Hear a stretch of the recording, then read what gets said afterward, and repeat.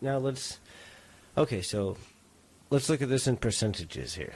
So they say 13% would be the left in this scenario. Now, seeing that the right and the middle, we'll call it the middle, are being forced into the opposing direction.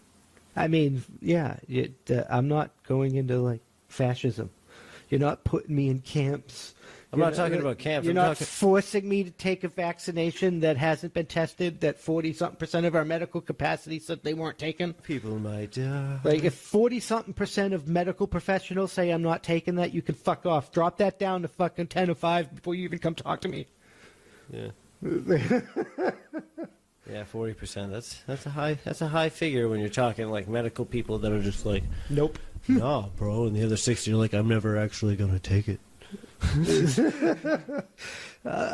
got to give me a long-term study of this. It's like, it's not that I'm distrusting of vaccines. I'm distrusting of everyone. I got a bunch of vaccines, but this is a vaccine. What do you mean you get a bunch of vaccines? Are you a distributor? No, I mean, I'm missing here. I'm a vector, I guess. A vector? The Army injected me with a whole bunch of vaccines.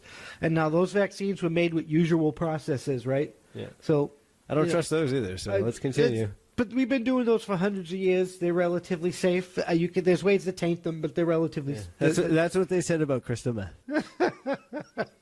Relatively But anyway, you're right to not believe in vaccines. I'm just saying, like, it's not the same. This is a brand new medical development. We've never made a vaccine like this in the history of humanity, and it works with RNA, and RNA can fucking mess with your DNA, and I'm not saying it's going to mess with your DNA, but RNA can mess with your DNA, and, like, I need a long-term study. Yeah, that's facts. I was talking to my neighbor. He's getting it. He's old. He's worried. I mean, he's in the at-risk range, even though it's still a 97%. So if he gets it, he volunteered for Pfizer. Like, that's his right.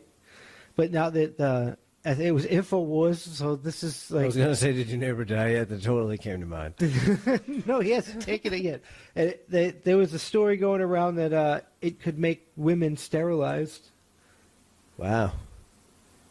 I mean, I don't know if there's any validity to that. So what happens if you're a guy? Do you just? I just heard about that today. So is it like liquid castration? Like, well, as I'm recording this, I just heard about it that day. So I don't know how validity it is, but no, I guess it said something about interrupting their ability to create placenta.